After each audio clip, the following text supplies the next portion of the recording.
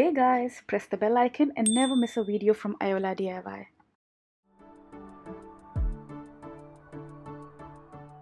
Hi guys! So today I will teach you all how to make this beautiful Christmas themed shabby chic card.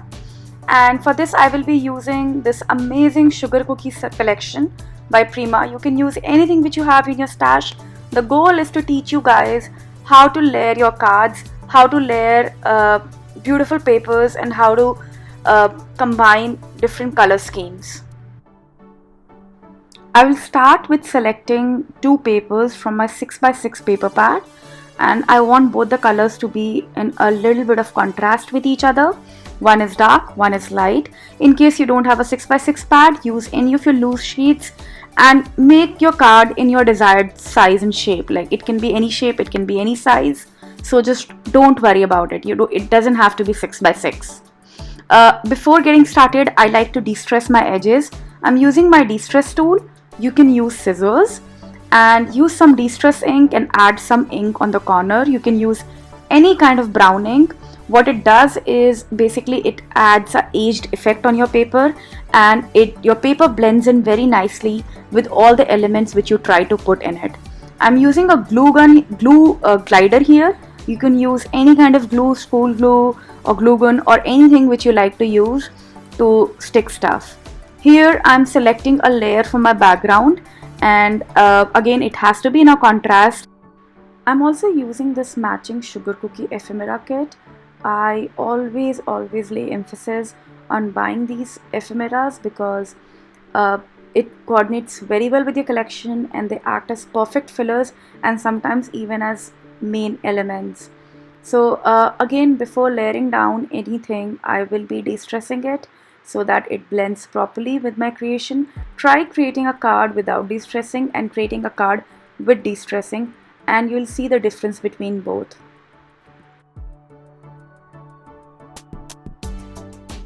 Small details do count. So here you'll see that I've added a small rope in my tag, and it adds again a small bit of detailing, but then again transforms my project.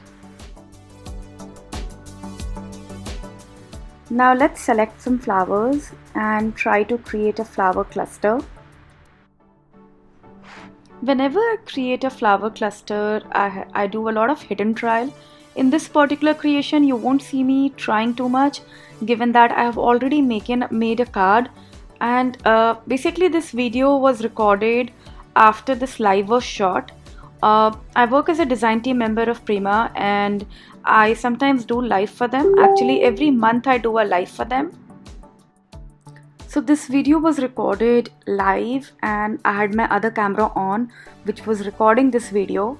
And what I have done is that I have squeezed 45 minutes of video into this 6-7 minute version so that I can give you a gist of what all I was trying to teach in that video.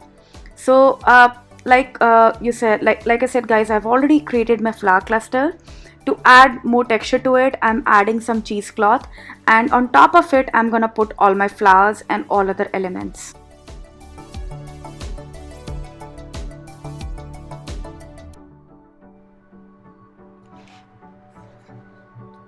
I have these pollens which I bought a really long time back. So what I am trying to do is I'm trying to create some filler wires, and for that I've taken my paintbrush, I've twisted it, and now I'm adding it beneath my flowers so that it gives a very natural look. I'm also using this thread which I got as a part of this collection. You may skip this step. You may skip each of the steps which I'm doing here. You just need to do whatever you have in your stash. Don't go out and buy anything. The thing about shabby chic mixed media art style is that you can mix and match anything which you have in your craft room. You don't need to have expensive craft products. All you need to do is be creative and be fearless. So one of my favorite tools for crafting is my glue gun. The reason why I love my glue gun is because it is so easy to stick things. It's just the things which I want to stick with glue gun, they stick instantly. Like, I can't imagine using a school glue and waiting for it to dry so that my flowers are stuck well together.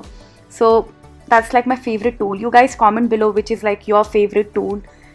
when it comes to crafting. Here you'll see me that I'm selecting all these beautiful ephemera and I'm trying to create a composition. I like that little houses. So what I will do is I will create a platform sort of an effect so that all those layers, they pop up. The idea is to have multi-layer card, but in order to have a multi-layer card, you need to pop all the layers. You can't stick everything flat. So keep that in mind. If you want to create layered cards, you need to add layers. And for layering, I always cut bits and pieces of chipboard.